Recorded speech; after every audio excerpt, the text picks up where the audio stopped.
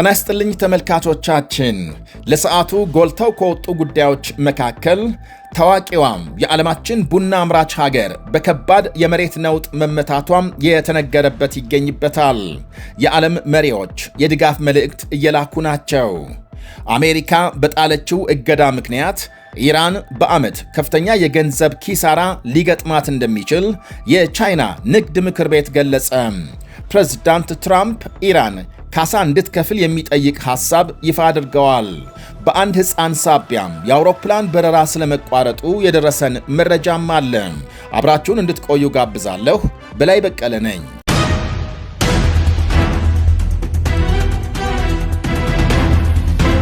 በኮሎምቢያ በደረሰው የመሬት መንቀጥቀጥ ከ130 በላይ ሰዎች መሞታቸው ተነገረ። አስቸኳይ ጊዜ አዋጅ ታውጇል። በኮሎምቢያ በቅርብ ዓመታት ከተከሰቱ የከፉ ተመሳሳይ አደጋዎች አንዱ በሆነው በዚህ የመሬት ነውጥ እስካሁን ቢያንስ 132 ሰዎች ሕይወታቸውን ሲያጡ ቁጥራቸው በውል ያልታወቀ ቆስለዋል።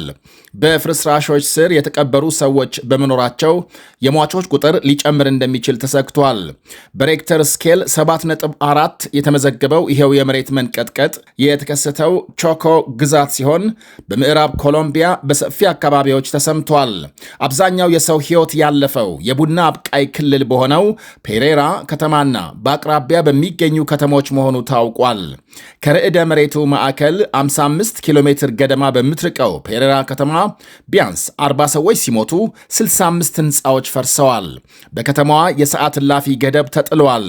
በሌሎች ከተሞችም በጥቂቱ ከ50 በላይ ፎቆች መፍረሳቸው ሲነገር አውሮፕላን ማረፊያዎችም ጉዳት ደርሶባቸዋል። በዋና ከተማ ቦጎታም የዛፎችና የትራፊክ መብራቶች መንቀጥቀጥ እንዲሁም በሕንፃዎች ላይ ጥቂት ስንጣቄዎች የታዩ ቢሆንም በዋና መሠረተ ልማት ላይ የደረሰ ጉዳት የለም። ርዕደ መሬቱ እስከ ጎረቤት ሀገራት ቬንዙዌላ፣ ኢኳዶርና ፓናማ ድረስ የተሰማ ሲሆን አደጋው የተከሰተው በቬንዙዌላ ከ6000 በላይ ሰዎችን ከገደለው የመሬት መንቀጥቀጥ 10 ወራት በኋላ ነው። የኮሎምቢያው ፕሬዝዳንት ኤቤላርዶ ደላ ስፒሮይላ ብሔራዊ የአደጋ ጊዜ ያወጁ ሲሆን ከ2000 በላይ መኖሪያ ቤቶች መውደማቸውን አረጋግጠዋል።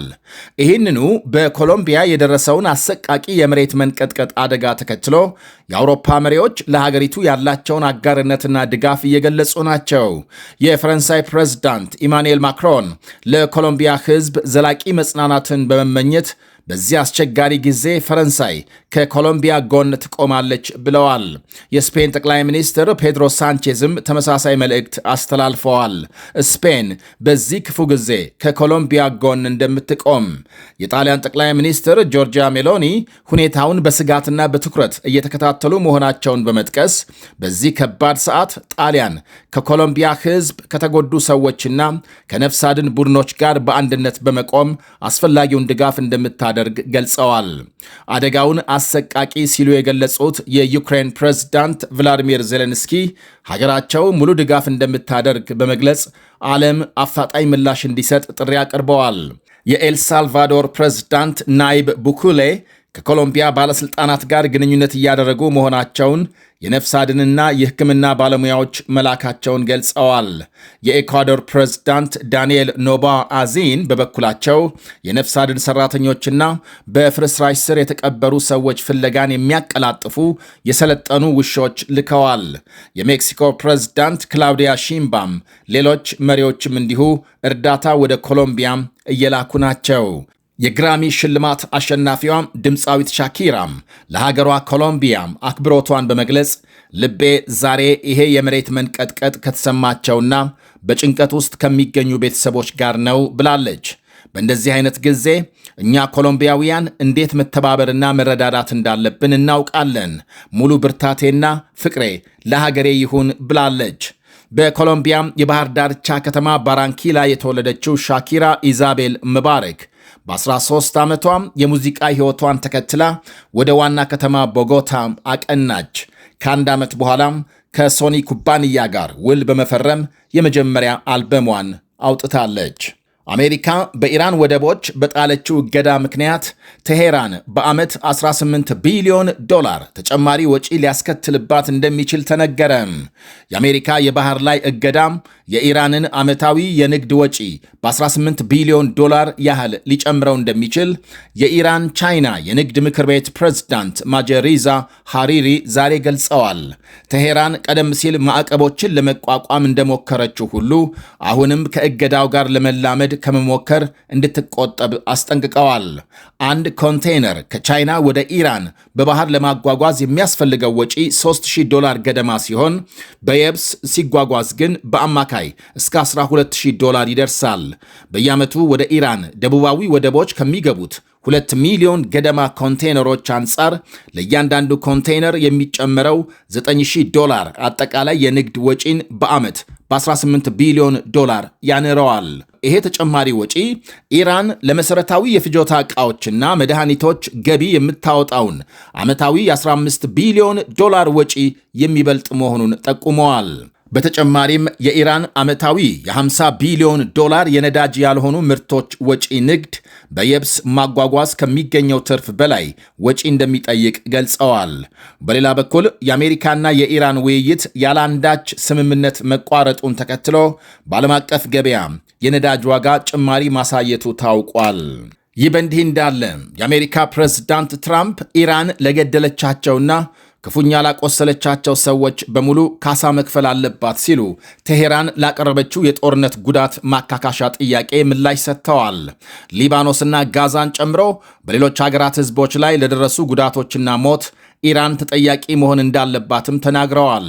አሜሪካና እስራኤል በከፈቱት ጥቃት ለደረሰው ጉዳት ካሳ እንዲከፈል እንዲሁም ማዕቀቦችና ወታደራዊ ዛቻዎች እንዲያበቁ ቴሄራን ጥያቄ ማቅረቧም ይታወሳል። ለዚህ ምላሽ የሰጡት የአሜሪካው መሪ ቅድመ ሁኔታዎችን አቅርበዋል።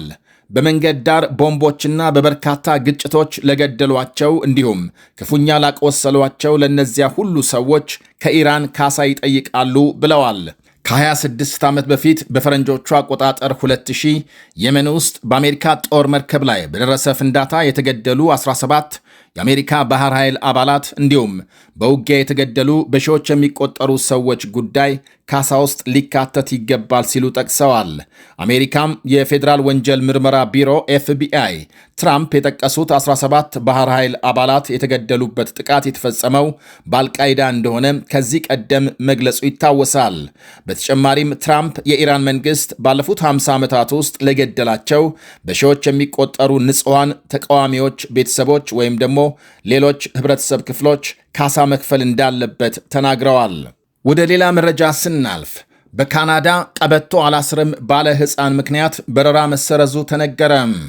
ፖርተር አየር መንገድ እንዳለው አውሮፕላኑ ከ5 ቀናት በፊት ከቪክቶሪያ ወደ ቶሮንቶ ለመብረር ተዘጋጅቶ የነበረ ቢሆንም አንድ ሕፃን ወንበር ላይ ቆሞ ቀበቶ አላስርም በማለቱ በረራው ተስተጓጉሏል። የበረራ ሰዓቱ በመዘግየቱና ማኮብኮቢያው ከመዘጋቱ በፊት አውሮፕላኑ መነሳት ባለመቻሉ ተሳፋሪዎች በማግስቱ ለመብረር መገደዳቸውን አየር መንገዱ አስረድተዋል። ክስተቱ እንደዚህ አይነት ሁኔታዎች ሲያጋጥሙ ወላጆች የአየር መንገዱን ሕግ ለማክበር መውሰድ ስላለባቸው እርምጃዎች እንዲሁም አየር መንገዶችም መስጠት ያለባቸውን ምላሽ በተመለከተ የተለያዩ አስተያየቶች እየተሰጡ ናቸው። በርካቶች በአንድ ሕፃን ምክንያት በረራ መስተጓጎል አልነበረበትም፣ መውረድ ያለባቸው ወላጁና ልጁ ናቸው ብለዋል። ሌሎች ደግሞ ሕፃናት በበረራ ጊዜ እንደሚፈሩና እንደሚጨነቁ በመግለጽ ትዕግስት እንደሚያስፈልግ መክረዋል።